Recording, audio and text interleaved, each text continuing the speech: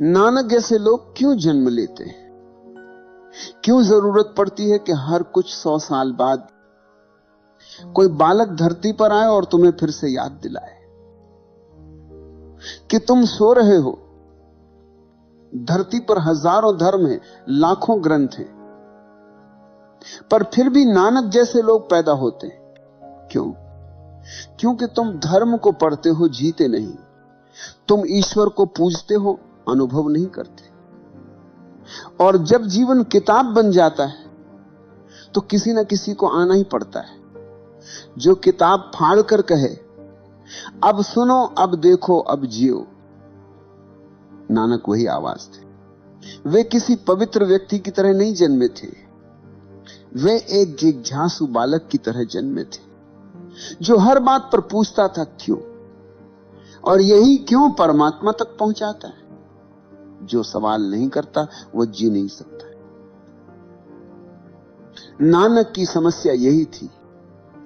वे सवाल बहुत जल्दी पूछने लगे और समाज को यह खतरनाक लगता है जब कोई बच्चा बहुत जल्दी सोचने लगे।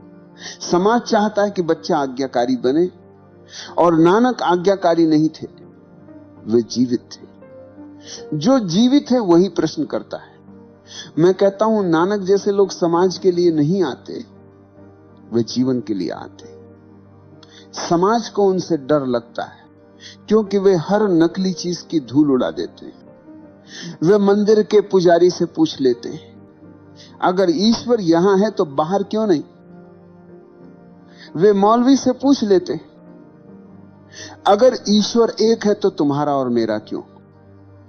उनकी हर सांस सवाल थी और हर सवाल उत्तर की ओर एक कदम। नानक कोई गुरु नहीं बनना चाहते थे, वे तो बस हैरान थे कि लोग इतने अंधे क्यों हैं। एक बच्चा आंखें खोलकर देखता है और पूरी दुनिया को भ्रमित पा लेता है। उसे दिखता है धर्म है पर ईश्वर नहीं, पुजारी है पर प्रेम नहीं, मस्जिदें हैं पर मौन नहीं। ऐसे में अगर वो बोल उठे तो वही नानक है। नानक बचपन से ही अजीब थे। दूसरे बच्चे अक्षर रटते थे, अ से अनार, क से कबूतर। नानक ने पूछा, इसमें परमात्मा कहां है? शिक्षक ने कहा, यह पाठ है, भगवान नहीं। नानक ने कहा, फिर यह व्यर्थ है। शिक्षक ने डांटा। पिता मेहता कालू बुलाए गए। उन्होंने कहा, यह लड़का पढ़ाई नहीं करेगा, इसे खेत भेज दो, कुछ काम करे। नानक को भैंसें चराने भेजा गया। भैंसें खेत में घास खा रही थी। नानक दूर बैठा आसमान देख रहा था। गांव का किसान दौड़ा आया, तेरे बेटे की भैंसें मेरी फसल में घुस गई। पिता भागे हुए पहुंचे, गुस्से में बोले, ये तू क्या कर रहा है? नानक ने शांत स्वर में कहा, भैंसें तो चर रही थी पिता, मैं तो ये देख रहा था कि कौन उन्हें चला रहा है। वो सिर्फ बालक नहीं था, वो पहले ही किसी और दुनिया में जी रहा था। जैसे तुम ध्यान कहते हो, वो उसके लिए सहज था। वो कुछ कर नहीं रहा था, वो बस हो रहा था। लोग कहते थे ये पागल। मैं कहता हूं जो जीवित होता है वह पागल दिखता ही है, क्योंकि वह तुम्हारे जैसा नहीं चलता, वो अपनी रोशनी से चलता है। फिर एक दिन पिता ने कहा, कुछ व्यापार कर, कमाना सीख, घर संभाल। नानक ने दुकान खोली, नाम रखा सचखंड की दुकान। पहले दिन जो मिला सब बांट दिया। पिता ने पूछा, ये क्या किया? नानक ने कहा, सच का व्यापार किया। पिता बोले, लाभ? नानक मुस्कुराए, लाभ वही जो बांटने में है, जो रख लिया वो घाटा है।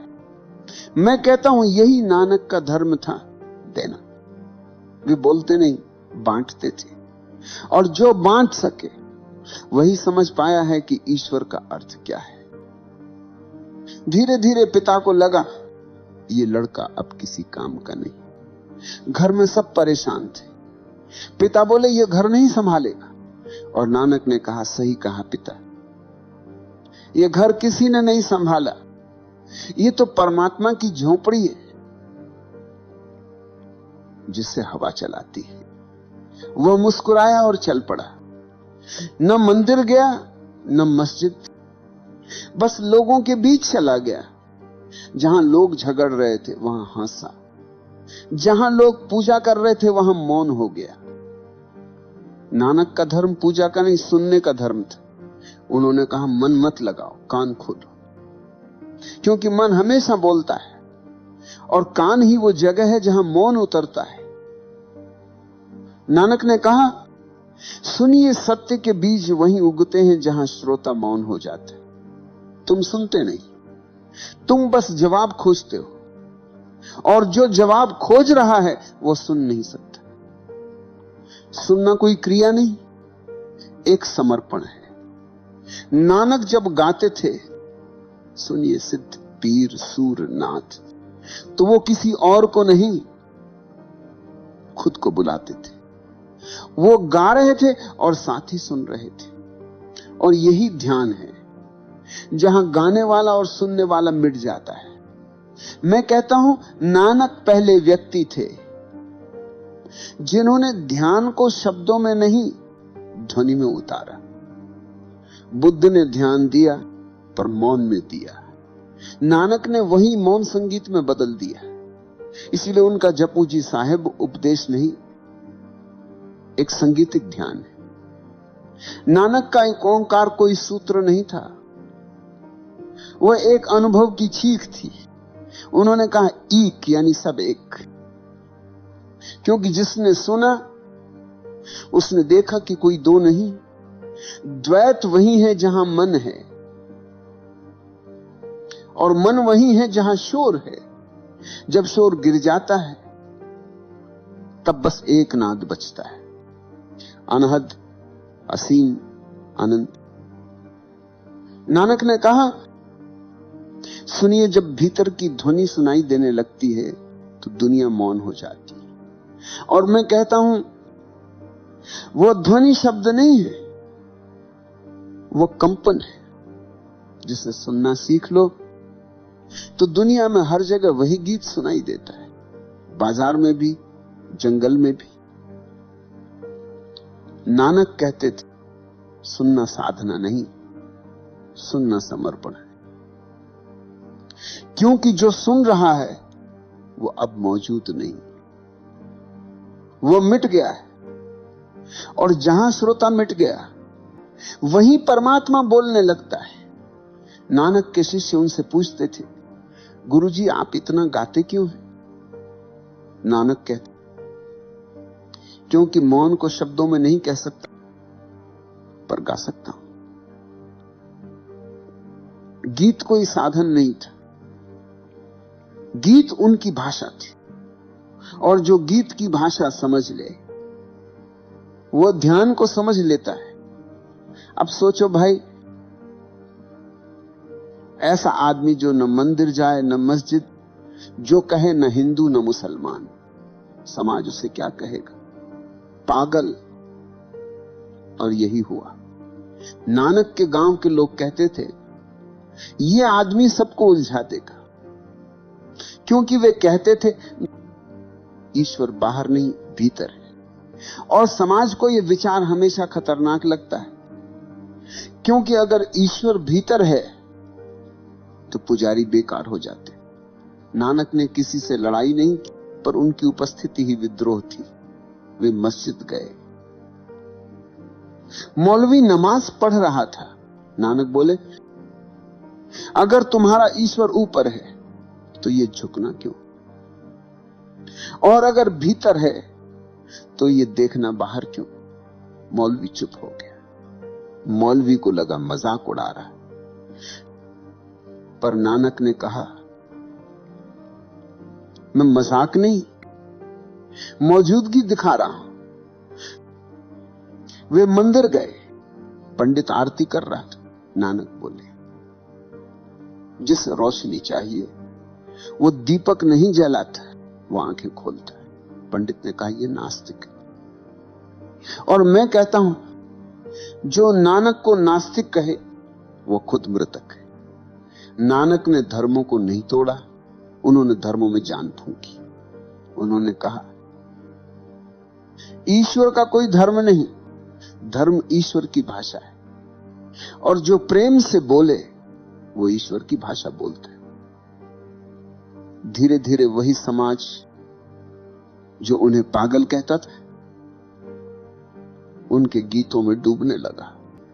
लोग पास आते, कहते गुरुजी आप जो गाते हैं वो समझ में नहीं आता, पर सुनने में अच्छा लगता है। नानक हंसते, समझने की जरूरत नहीं, बस सुनो। जो सुनने लगा वो समझ गया, और जो समझने की कोशिश में लगा रहा वो चूक गया। मैं कहता हूं नानक को कोई सिद्धांत समझ नहीं सकता, उन्हें केवल महसूस किया जा सकता है।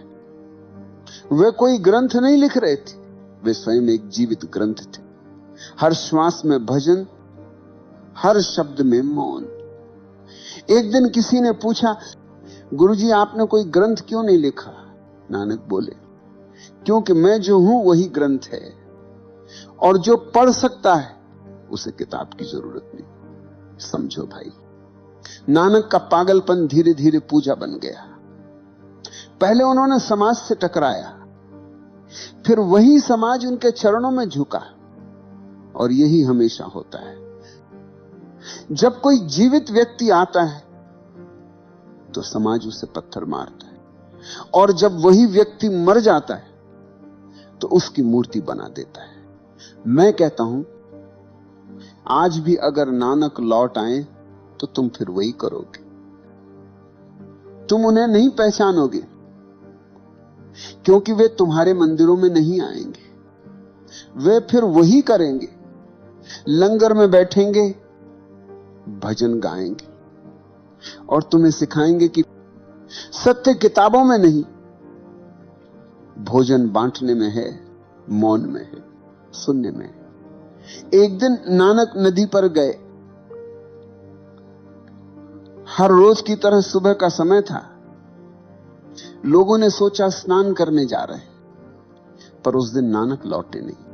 पूरा गांव ढूंढता रहा। 3 दिन बीत गए, कहीं शव नहीं मिला, बस नदी बहती रही। लोग बोले डूब गया होगा। पिता ने शोक किया, पत्नी ने आंसू बहाए, गांव ने शोक सभा की। पर चौथे दिन नदी किनारे वही नानक लौटे। चेहरा उजला, आंखें भीतर किसी और आकाश को देख रही थी। लोग दौड़े, नानक कहां थे? उन्होंने बस इतना कहा, न हिंदू न मुसलमान। यही उनका पहला उपदेश था, और शायद अंतिम भी। मैं कहता हूं वो 3 दिन नदी में नहीं थे, वे भीतर के सागर में उतर गए थे। नानक की मृत्यु वहां हुई, और वहीं उनका पुनर्जन्म हुआ। वे आदमी से ध्वनि बन गए। जब वे बोले न हिंदू न मुसलमान, तो वे किसी धर्म का विरोध नहीं कर रहे थे, वे उस झूठ का पर्दा हटा रहे थे जो हर धर्म ने ओढ़ रखा है। वे कह रहे थे जब मैं भीतर गया तो कोई हिंदू नहीं मिला, कोई मुसलमान नहीं मिला, बस एक ध्वनि थी, एक ओंकार। एक ओंकार कोई वाक्य नहीं, एक विस्फोट। एक यानी एक, ओंकार यानी वो जो कहा नहीं जा सकता, सिर्फ सुना जा सकता है, जो अनुभव में है पर भाषा में नहीं। नानक ने उसे कहा नहीं, सुन लिया।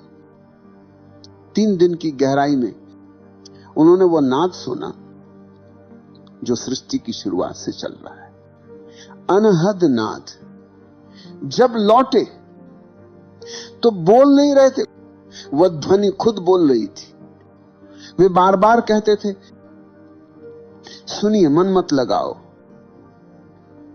क्योंकि उन्होंने भीतर वह सुन लिया। जो हर जगह गूंज रहा है। तुम सुन नहीं पाते क्योंकि तुम्हारे भीतर बहुत शोर है। नानक का मन शांत हुआ तो उन्होंने पहली बार सुन लिया। मैं कहता हूं वही पल नानक का बोध क्षण था। जिस तरह बुद्ध ने बोधि वृक्ष के नीचे मौन को पाया,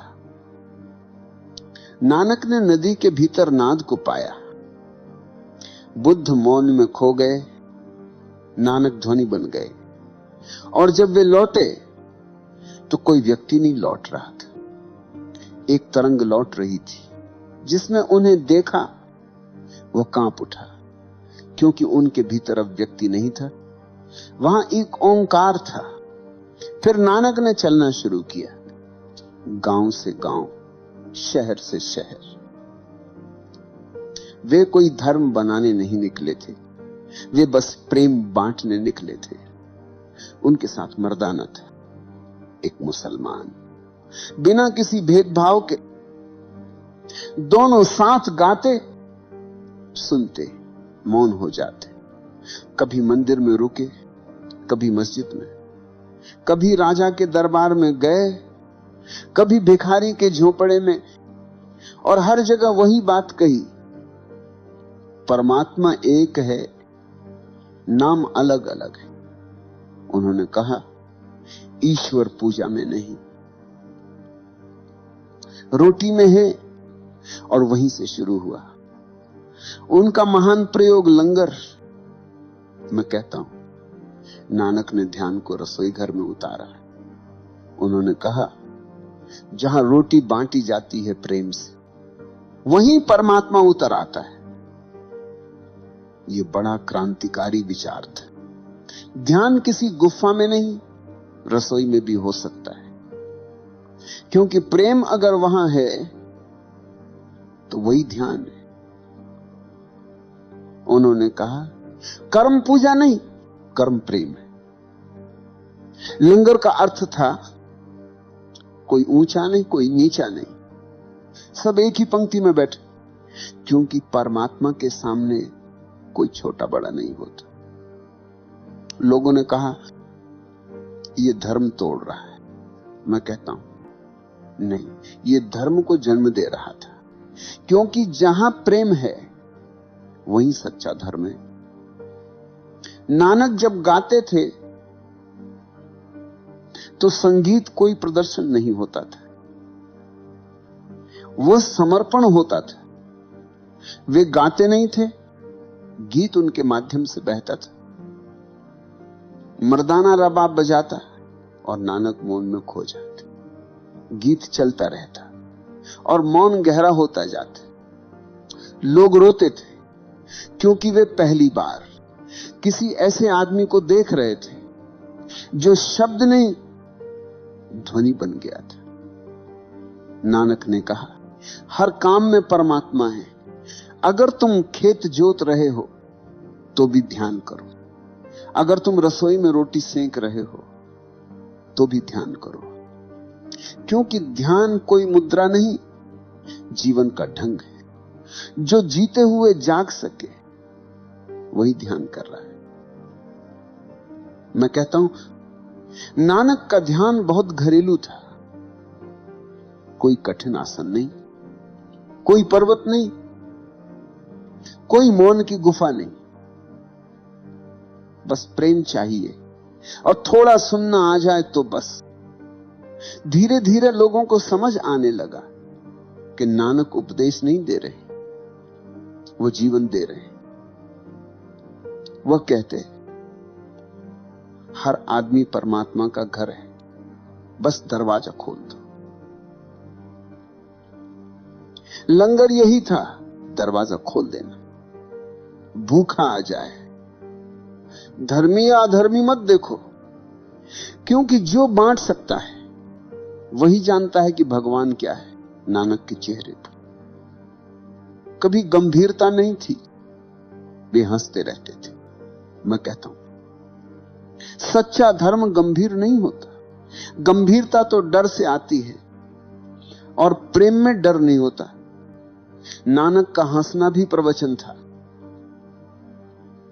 वे बोलते नहीं, मुस्कुराते थे, और वही उनका संदेश था। धीरे धीरे वही मुस्कान पूरे पंजाब में फैल गई, फिर भारत में, फिर दुनिया में। और आज भी जहां कहीं कोई प्रेम से रोटी बांटता है, वहां नानक मौजूद है। नानक को समझने की कोशिश मत करना, क्योंकि जो समझने की कोशिश करता है वो हमेशा चूक जाता है। नानक को समझा नहीं जा सकता, उन्हें महसूस किया जा सकता। वे किसी धर्म के नहीं थे, वे धर्म की गंध थे। लोगों ने कहा नानक ने सिख धर्म बनाया। मैं कहता हूं नानक ने कोई धर्म नहीं बनाया, उन्होंने धर्म को फिर से जीवित किया। धर्म जो मर चुका था ग्रंथों में, जो खो गया था कर्मकांडों में, जो जम गया था मूर्तियों में, नानक ने उसमें फिर से सांस भरी। उन्होंने कहा ईश्वर किसी ग्रंथ का नहीं, हर जीव का है। ईश्वर किसी शब्द का नहीं, हर मौन का है। नानक किसी उपदेशक की तरह नहीं बोले, वे प्रेमी की तरह बोले। उनके शब्द तर्क नहीं थे, कविता थे। और जो कविता में नहीं सुन सकता, वो नानक को नहीं जान सकता। उनका एक ओंकार केवल सूत्र नहीं था, वह सृष्टि का प्रथम स्पंदन था। जैसे आकाश में बिजली पहली बार गिरी, जैसे पहली बार कोई बीज फूटा, वैसे ही नानक के भीतर परमात्मा फूटा। उस विस्फोट से जो ध्वनि निकली वही ओंकार थी। और जब उन्होंने कहा एक, तो वे द्वैत मिटा रहे थे, क्योंकि जब तक दो हैं संघर्ष। जहां एक है वहां शांति है। नानक कोई व्यक्ति नहीं थे, वे घटना थे, वे तरंग थे, वे एक नाद थे। जैसे किसी ने अचानक मौन के भीतर घंटी बजा दी हो। उनके पास बैठो तो कुछ सुनाई नहीं देता, फिर भी सब सुनाई देता है। वे कुछ कहते नहीं, फिर भी जो सुनने वाला है वो भीतर कांप जाता है। मैं कहता हूं नानक को सुनने के लिए कान नहीं चाहिए, दिल चाहिए। कान से तुम शब्द सुन लोगे, दिल से तुम ध्वनि सुन लोगे, और जो ध्वनि सुन ली वो अब पहले जैसा नहीं रहता। नानक का धर्म कोई साधना नहीं, वह सहजता है। वो कहते थे कर्म करो पर साक्षी होकर, बोलो पर मौन से, खाओ पर कृतज्ञ होकर, और सबसे ऊपर सुनो। जो सुन लेता है वो नानक के पास पहुंच जाता है। नानक बाहर नहीं बैठे, वे भीतर गूंज रहे। जब तुम रोटी बांटते हो वो वहीं होते, जब तुम किसी के दुख में हंस देते हो वो वहीं होते, जब तुम बिना कारण गीत गाने लगते हो वो वहीं होते। क्योंकि नानक कोई नाम नहीं, एक चेतना है। वह हर जगह है। जहां प्रेम है, जहां संगीत है, जहां मौन है। अब चुप हो जाओ, बोलो मत। जो कहा जा सकता था वह सब कहा जा चुका है। अब जो सुनना है वह बिना शब्दों के सुनो। नानक ने कहा था, सुनिए सच्चा संत वही है जो बिना शब्दों के सुन सकता है। जो सुन ले वो अब नानक से अलग नहीं रहता, वो वही हो जाता है। नानक कोई बाहर की मूर्ति नहीं, वे तुम्हारे भीतर की संभावनाएं। जब तुम पहली बार किसी पक्षी का स्वर सुनते हो और तुम्हारा मन चुप हो जाता है, वो नानक है। जब तुम किसी भूखे को रोटी देते हो और भीतर से कुछ पिघलता है, वो नानक है। जब तुम मौन में बैठकर अपने दिल की धड़कन सुनते हो, वह नानक है। नानक का जीवन एक दर्पण है। वो दिखाते हैं कि इंसान कितना छोटा सोचता है और ईश्वर कितना निकट है। हम मंदिरों में दौड़ते हैं और वह कहते हैं तुम्हारी सांस में ही मंदिर है। मैं कहता हूं जो नानक को सुन ले वो फिर कभी अकेला नहीं रह सकता, क्योंकि नानक अब भी गा रहे हैं। हर हवा में, हर रोटी की सुगंध में, हर मुस्कान में वही ओंकार गूंज रहा है। उनका एक ओंकार कोई नारा नहीं है, वो अस्तित्व का संगीत है। और जो सुन सके उसके लिए नानक लौट आते हैं। हर बार, हर युग में, हर प्रेम में। तो सुनो, बस सुनो, कुछ मत करो। नानक को सुनना ही ध्यान है। और जब सुन लोगे तो देखना अब गुरु नानक नहीं बचे, सिर्फ सुनना बचा है। और वही सुनना तुम्हारी मुक्ति है।